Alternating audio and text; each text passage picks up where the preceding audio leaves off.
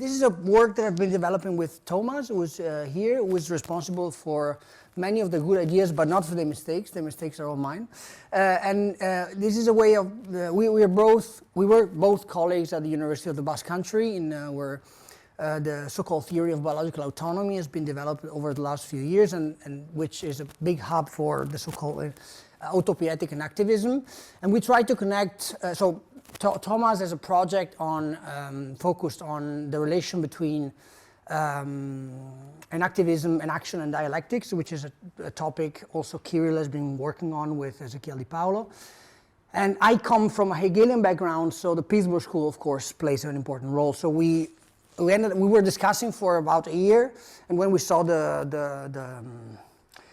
the call, we said, yeah, we need to go. We need to present this stuff. So of course, I'm going to go a little bit fast on this because it was already mentioned yesterday by the colleague who gave the first talk. And of course, the starting point for me is the very important essay on philosophy and the scientific image of man, in which Sellars makes the distinction between manifest image and scientific image. And the first one is essentially, the way I understand that is the way we understand ourselves as sophisticated, in the sophisticated common sense, as minded beings who have goals, act for reasons, conform to normative standards, and have intentional stances towards objects that are bestowed with meaning and value.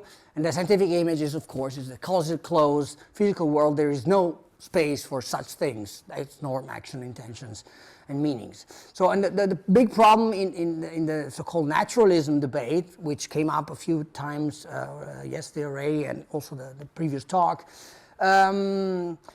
is essentially how you can combine these two aspects. And there's actually two. All this was also mentioned, so I don't have to linger on this too much. But of course, there's two varieties of the Sellarsian legacy that have very different answers about how we should go about this. And of course, one is the so-called right-Sellarsian, Ruth Millikan, and the telesemanticists, who essentially, of course, the problem, as many of you know, I don't have to tell you this, is framed in the relation between the realm of law and the space of reasons. And there's two different answers as to how we combine these two seemingly opposed aspects. So of course the right-Sellarsian have a somewhat reductionist strategy, in which normativity and agency are essentially a byproduct of natural selection. I think Dennett, I have mixed feelings towards Dennett. I like Dennett, but I think it's too much of a, as the colleague was saying yesterday about Darwin, it's way too British, in the sense that it's too reductionist and all the heavy lifting is done by natural selection. So that I'm not really a big fan of. And on the other side, the left-Sellarsians, for which, of course, they say, well, nature may be mechanical, but the space of reason is not. So to account for the space of reason, you need a whole different set of categorical tools that belong only to the human sphere. And this is also something I somewhat like, but it ends up having a form of soft dualism between the mechanical nature and the space of reasons in which we have norms, actions, and purposes. So one clear example is McDowell, which, coming from Hegelian background, was my first door into this kind of debate, in which for whom, he tries to reconcile the natural nature of human and the fact that we are more than natural in a way, through the idea that human beings are essentially natural beings, but whose cognitive practices are inherently grounded in their animality, but also transcend the mere nature through the linguistic Bildung that builds the space of reason and essentially provides the rationality required for an induction into the realm of reason. And as I was saying, my background is from Hegel studies, so I came to this from Hegel, and in a way, I think it's fair to say that this whole thing, these whole shenanigans came about from a Hegel guy, who is Robert Pippin, who wrote this very important book, Hegel's Idealism, The Satisfaction of Self-Consciousness, in 1989, in which essentially all of analytic philosophy, and especially in America, but both Great Britain and America, developed as in opposition to Hegel because it was too metaphysical. It was like this big spirit of history, and essentially Pippin had the the very important merit of saying, of deflating this and making Hegel palatable for the analytic philosopher by saying, well, spirit is not like this crazy metaphysical thing, is essentially just what Sellars named the space of reasons. So there's a big debate on that has been firing out in the last few years about so-called Hegel naturalism, and so is Hegel a naturalist, or is Hegel like this crazy metaphysical dude? And the people who tend to have a naturalist reading of Hegel are very much leaning on the liberal naturalism a la McDowell, which was, in a sense, the minor world is from the mid-90s. This book is from the late 80s, so it was very much influenced by that. And we're not even talking about Brandon. So essentially, is reading the space of reasons on the back, reading the concept of Geist on the background of Sellars' notion of a space of reasons. And so while McDowell tries to essentially recompose first nature and second nature, Pippin, in a book that is a book chapter that was published in the early 2000s, which is a commentary essentially on McDowell, he says, well, I don't know, maybe we're better off leaving nature behind, leaving nature out of the picture altogether, and this is something, it's a way of saying that became very popular in Hegel circles, leaving nature behind. And this is something, this is the problem I have with left-Sellarsians. You see the title, maybe I should move this one here. Okay, so and what me and Thomas, the starting point, so we're trying to reconcile the two aspects of Sellarsianism, and Carl sometimes names the position that he holds as central Sellarsianism. I don't like the central because I don't like being a centrist, but in a way it's just, maybe beyond left and right Sellarsian. So the point is that Bildung, as McDowell called it, is essentially an embodied process. It's a process that happens to bodies. And in human organisms, and arguably other organisms, first and second nature are always bound together. So in a way, McDowell is correct that the space of reasons is grounded in the space of nature, but we still need a story that on how this happens and that does not leave nature behind. And in a way, teleosemantics, and this is the problem I have with teleosemantics, tries to provide such a story, but it does so in a reductive way, essentially reducing the categories of the social to the merely biological. So I think we need a different, or we think we need a different story. What's... Click in the slide. There you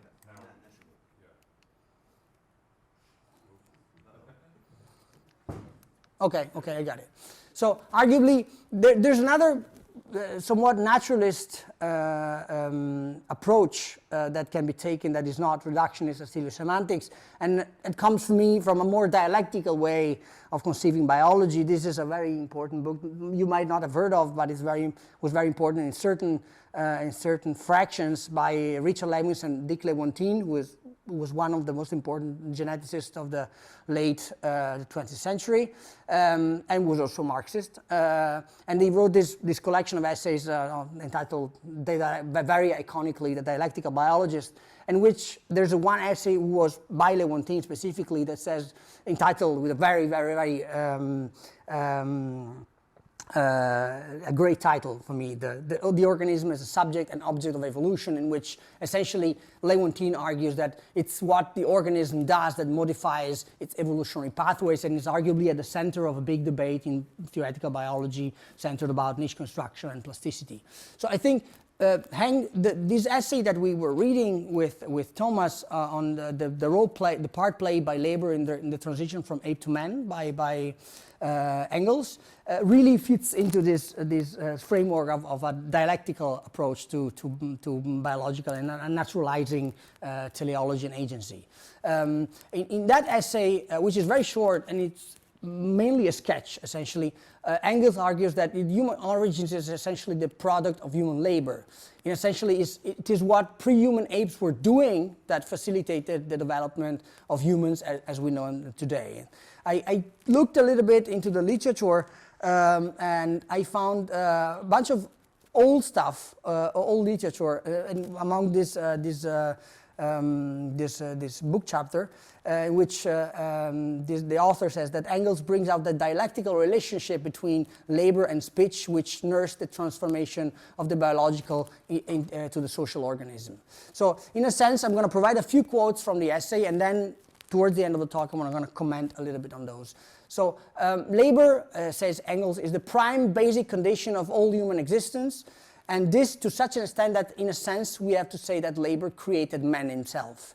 So, another paper I found in physical anthropology says that, very old, like mid-70s, argues that Engels was essentially putting together the hominid triad, which consists of the erect posture, the development of the hands, and then the development of the brain. So in this picture, brain development emerged after bipedalism and as a consequence of using tools. So the use of tools created the necessity for language and impact brain structure. So I have 3 slides, one for each of these 3 aspects, and then I'm going to comment a little bit on the broader significance. So the erect posture, with the erect posture, says Engels, the hand became free and could henceforth attain the ever greater dexterity. The greater flexibility thus acquired was inherited and increased from generation to generation. So again, this is a form of dialectical approach to biology in which it's what the organism does that impacts the evolutionary pathways and not just evolutionary pressure.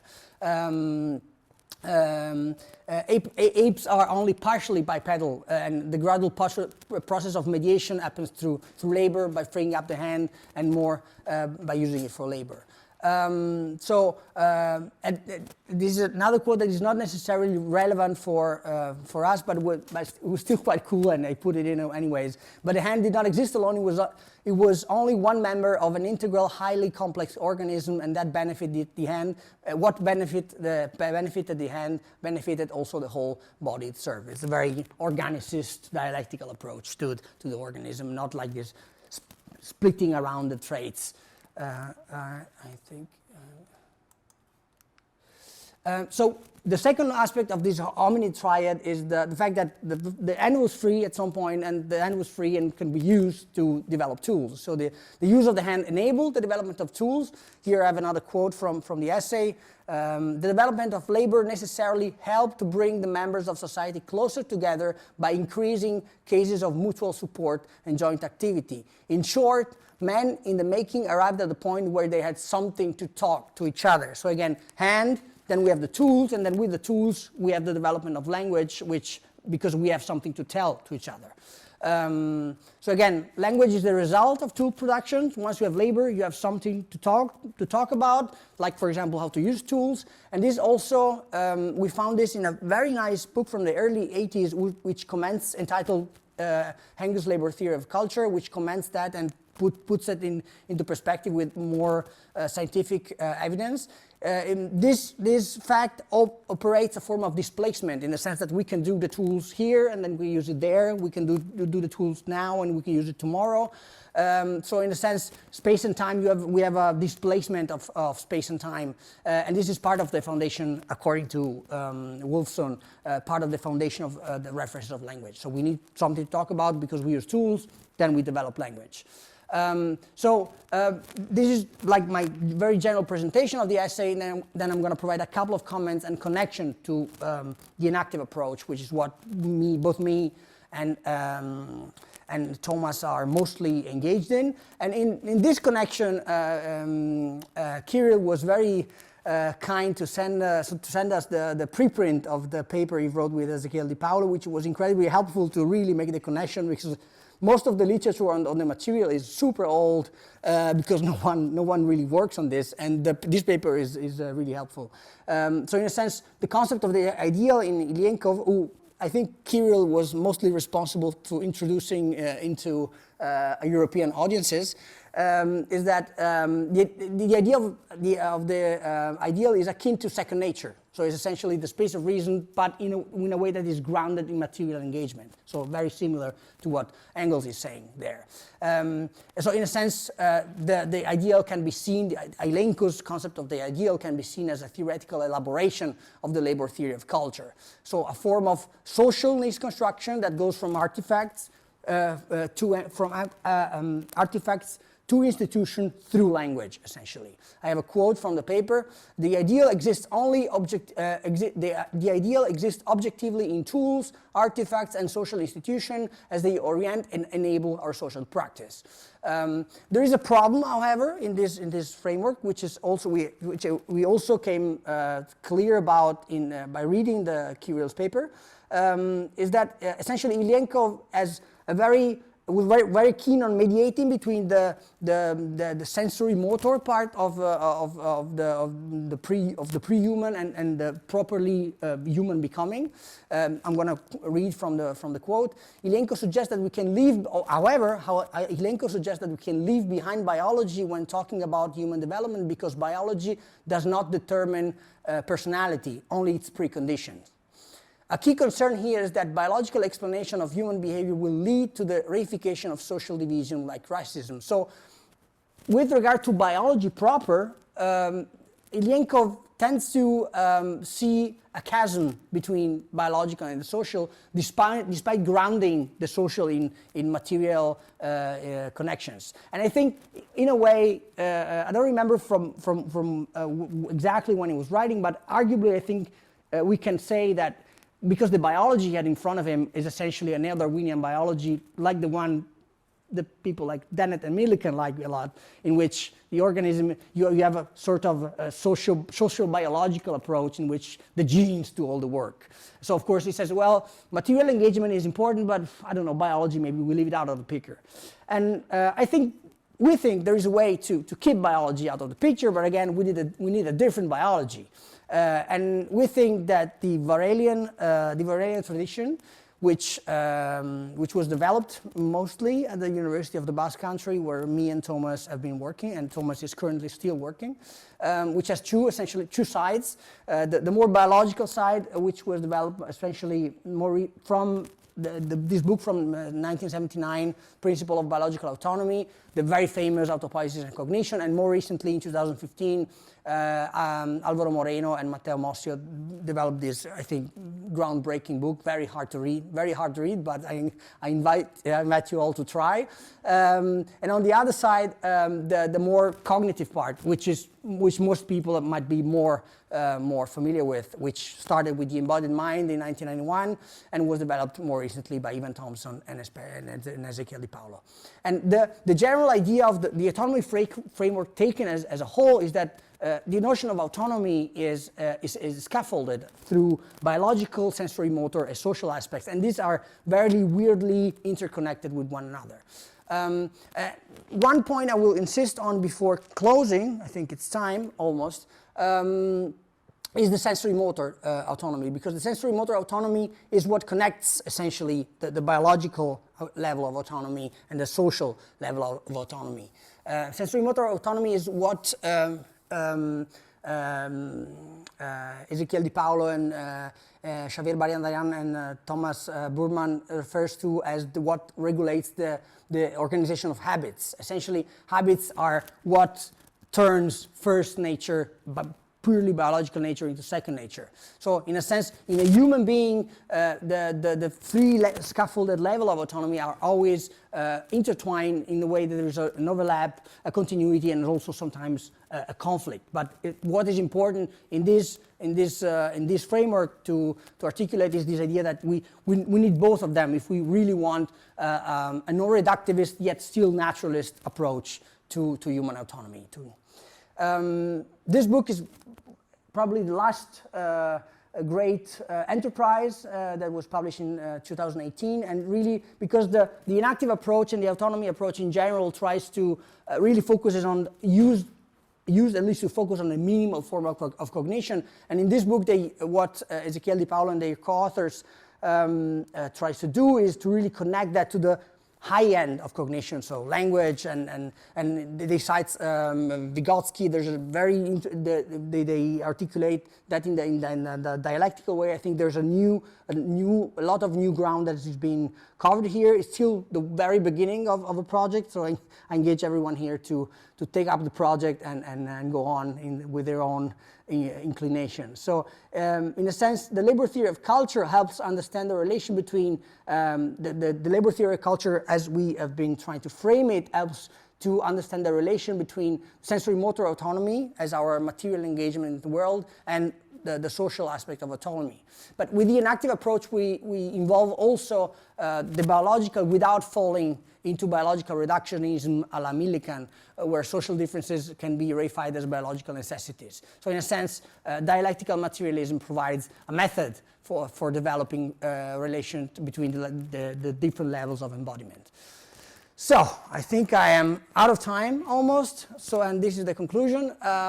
So in a way, we've been trying to connect the three main elements. One is the Pittsburgh School, which offers a non-reductive approach to language as opposed to right-Sellarsians, but in a way, in our opinion, underestimates the role of first nature, of embodiment, ultimately. It's questionable. Sometimes when I say this at the conference, I get the McDowell person who says, yeah, you know, but yeah, first nature is very important, blah, blah, blah. But still, it doesn't have a story. And then the role of Marxist labor theory of culture is that it explores very much in a very much non-explored way the dialectic between social and material engagement, although, as I try to argue, continues to eschew biology for, in a way, justified anti-reductionist reasons. But what the autonomy framework provides, arguably, is a different way to naturalize the space of reasons, if you will, which encompasses both biological, sensorimotor, and social dimensions without reductionism. Although there's still a lot of work to be done in how we are in articulating the precise relationships among these various levels of embodiment. So, in a sense, the dialectical framework elaborated by the labor theory of culture, or offered by the labor theory of culture, can enhance our understanding of the interrelation of the various levels of embodiment. Thank you very much. I hope it was not too far, but I was in a hurry.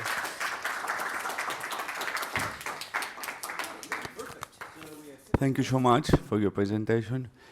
I'm a bit confused, though. I have maybe one or two questions about terminology. I mean, what does it mean, biological autonomous? Oh, yeah. I mean, it's the same autonomy like the autonomy that springs from German idealism, Kantian autonomy or Hegelian autonomy. And the second question is, why do you contrast sociality with materiality in the Marxist tradition? I think Marx in Capital is crystal clear. The historical laws are iron laws, like the natural laws. I don't think that he was anti-naturalist with regard to the social domain. Thank you. Very good question. How much time do you have? No, I mean, it's so the first question I like very much. So the concept of biological autonomy, the operational definition is quite hard and is changing over time. The general idea in the original Varelian tradition is any system that maintains itself and in a way acts on its own behalf is an anatopoietic system. The more recent version, which was articulated especially by my colleague and friend Matteo Mossio in the mid-2010s, they have a paper on the Journal of Theoretical Biology entitled Biological Organization as Closure of Constraints.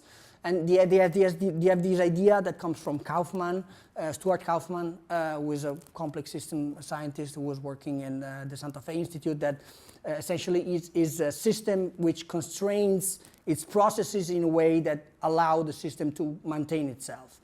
So to really articulate that, I will need an hour, but I will move to the second part of your question, which is very much dear to me because I came to this stuff because I was a German idealism scholar, and I was at the Hegel conference last week in Valencia, and at dinner these guys were asking me, so what do you work on? I work on biological autonomy. And of course, most of the Hegel or Schelling people don't know anything about this, but one guy said, well, is it like Schelling, like this natura naturans, this idea that the nature determines it itself, is the early Schelling, especially the Schelling of the philosophy of nature. It's nature that gives itself its own rule, is a way of grounding normative, is nature that norms itself in a way. So yes, it's very much, at least for me, and most of the stuff I've been writing in the last 5, 10 to 10 years is connected to that. The fact of connecting. When I try to present myself, I say that I'm into philosophy of science and German idealism, and I do my best to argue it's not schizophrenia. So that's very much connected.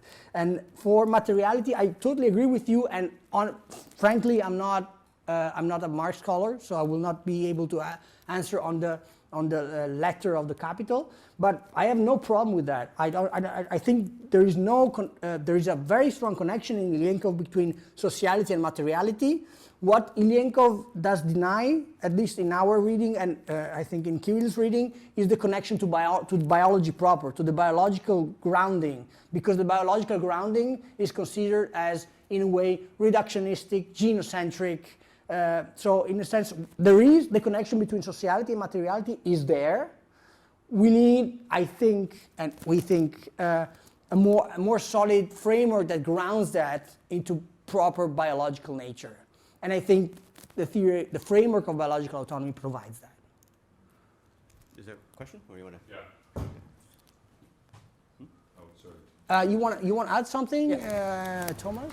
Yeah, so I think partly what the question came about from is that we have a distinction between sensory autonomy, which we talk about being grounded in the material engagements, and then we also have social autonomy, which is not sensorimotor autonomy, and then seems to not be grounded in material engagements. I think maybe that was what brought the question forth.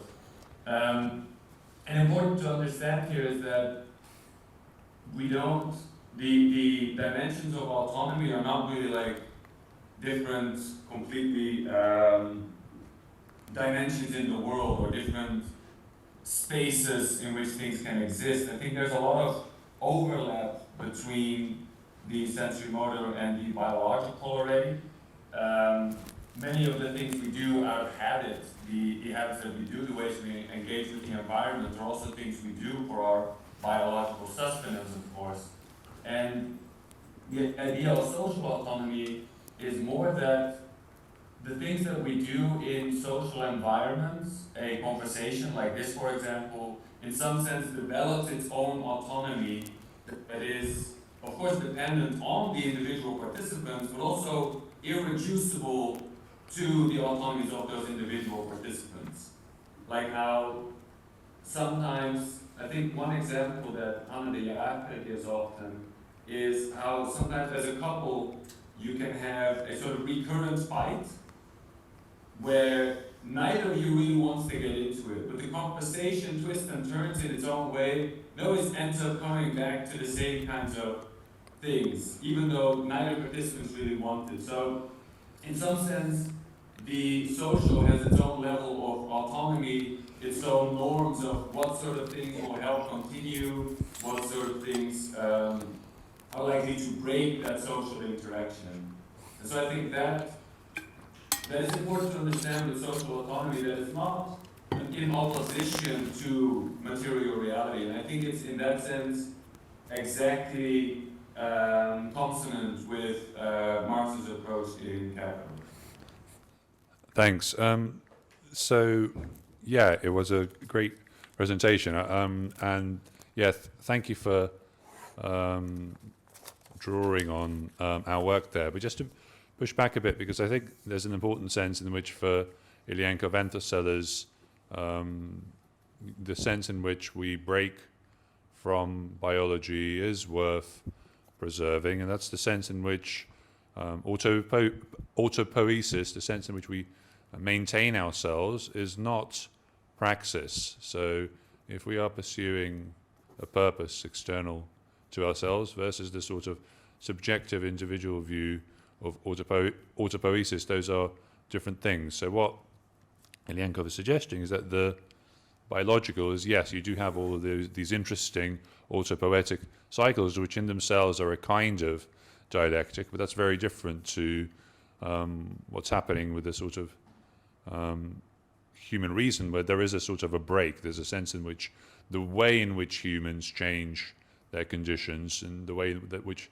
that's connected to their purposes, rather than any metastable equilibrium in the straightforward way, is quite different. So in pursuing final ends, that kind of brings in something different for humans than it does for animals, because the culture or the space of reasons has this sort of constructed autonomy of a human to another human. You want to go for it? I have a couple of ideas, or I can go for it and then you can add up. Yeah? Yeah, I also have a few ideas. Yeah, I'll go for it, then I'm going to complete after. Yeah, so I think that's very interesting, and I think it's important here to also see that if you look at Sabieva and Yaron's work on sensorimotor autonomy, his idea is that sensorimotor autonomy is where cognition really kind of starts to play a role. And so he refers to the sensorimotor dimension of autonomy, you know, the autonomous organization of our doings in the world as mental life. Mm-hmm. And so the idea there is that sensorimotor autonomy is not reducible to biological autonomy. It is its own autonomous organization, meaning it has its own norms, its own potential interactions that can enable or inhibit its continuation. So there already we see that we are not necessarily, this idea is not to ground everything in the biological norm of continuing the self-production. Mm-hmm. And so I think there we see already that there is a development of this, but that doesn't mean that the biological norm of self-production can be kind of done away with. I think at any point in time, our interaction in the environment is a sort of negotiation between all these different dimensions of normativity, where, for example, sometimes they can also conflict with one another, and they're all relevant, right? Like, maybe during a talk like this, we also get really hungry, and then there becomes a sort of conflict between continuing the social engagement of the academic presentation and the biological imperative to kind of feed yourself and continue yourself biologically. So I think the importance of the inactive approach here is that it is both understood that it is not just an increasing complexity, and it's not a difference in degree only when we start talking about thought and cognition. You know, there is a qualitative difference, but also the biological can be done away with and continues to be relevant also in our social and sensorimotor engagements. That was mainly what I wanted to say. If you wanted to add anything on that. Yeah, to complement, I think, so what he was referring to the concept of mental life as something that emerges from the biological substrate is, interestingly, is articulated in the inactive approach through the concept of habit. And the concept of habit is something that is grounded in the biological imperative of self-preservation, but generates sensorimotor loops between the organism and the environment, in which new norms are generated, which are not necessarily connected to the fact of needing to survive or needing to eat. Like the example, I might be very hungry, but I want to finish the talk and make a good talk, for example. And I think a good example, so that for me, what drew me to this idea is that, for example, also McDowell uses very much the concept of habit. But I think there is a very different emphasis for McDowell is like this habit of talking, etc., which leaves nature behind. And this is a way of course, in a way we do always, it's scaffolded, it's never reducible, but it still brings something along the way, if that makes sense. I'd be curious to talk more about what Ilienkov thinks. One more question? Okay, thanks. This is not my field, so it's kind of more like a kind of clarification question, and so do what you will with it. But I was really interested in asking about the kind of discipline of biology, like as a form of science, and how you're thinking about it. And that's kind of the question of clarification, because it's really interesting how you talk about like what biology does in terms of like it can explain and give us an address to first nature, for example. And then you also talk about the dialectic that's hopefully going to be very useful in explicating the relation between explanations of what first nature is and the idea of what second nature is, when, of course, these descriptions of what first nature is occur in the form of second nature. So you have this kind of need for a kind of meta-critique across these kind of domains which are occurring in the same field, and yet proposing that they can address a distinction between first and second nature. So with all that in mind, I just kept thinking about the implications of the kind of discipline of biology itself. And you did call upon this. You talked about the politics of biology and its uses in the world of being used for kind of in pursuits of racism and so on. And that made me think about how the politics of biology is not simply, of course, how we use the data that biology produces, but also, you know, when you're a biologist, it's like, well, in the university or wherever you're doing your biology, your politics, they're there before you, you know, in a Marxian sense. You know, you're already interpolated into very concrete ideological structures. You can only do certain projects. You can't do anything you like when we want to do research in the sciences today.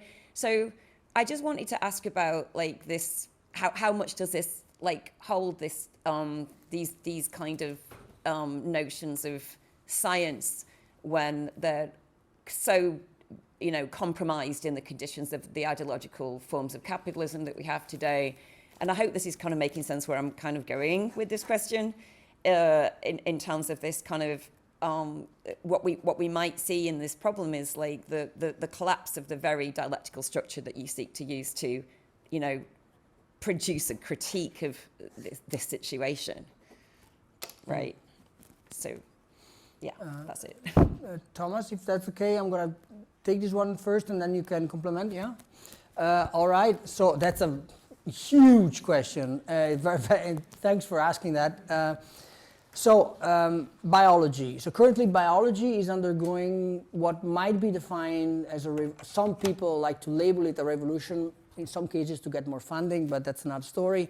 But in a sense, there was like this very important paper that was published in Nature in 2014 that got a lot of buzz. It was cited thousands of times. And the title was, Does Evolutionary Theory Need a Rethink? Unfortunately, I don't have the picture because it was very nice, and you have two different camps, the revisionists who say, no, we need completely a new different framework, and the conservatives that say, no, all is well. And the central point of this debate is what scholars in philosophy of biology have defined as the return of the organism, because the so-called modern evolutionary synthesis, which is the synthesis of Darwinism and Mendelism, which has dominated our understanding of evolution since the 1940s until now, as this very focused, is very gene-centric, and genes do all the job, and you have evolutionary by natural selection and genes, and that's all you need to know. And all the revisionists, I mean, which are not so revisionist because people like Waddington and Lewontin were saying the same stuff in the 60s and the 70s, but that's another story. There's a big focus on epigenetics, phenotypic plasticity, niche construction, the discipline of evo-devo, evolutionary developmental biology, and there's all these people that we need an extended evolutionary synthesis. Some people I like say, well, this is another label, we need a dialectical theory of the organism, we don't need another synthesis. But again, this is another story. And another big topic in this is the nature-nurture issue. I don't know if any of you is familiar with Susan Oyama, the ontogeny of information, and mid-80s, like absolutely pioneering. And she was saying, yeah, the organism is a developmental system. It's not like you have the instruction and then the genes, you put the instruction in the software and then it develops as it does.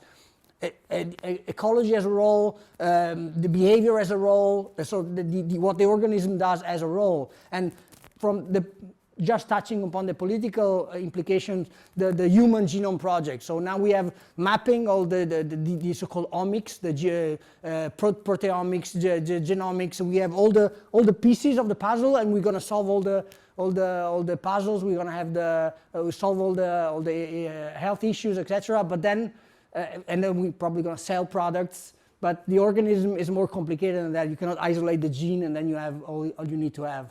So I don't know if you, Thomas, have a follow-up? 2 minutes. Yeah, I think the political side of also just regular practice of science, I think, yeah, that's a very important aspect of it. And I think that in some way what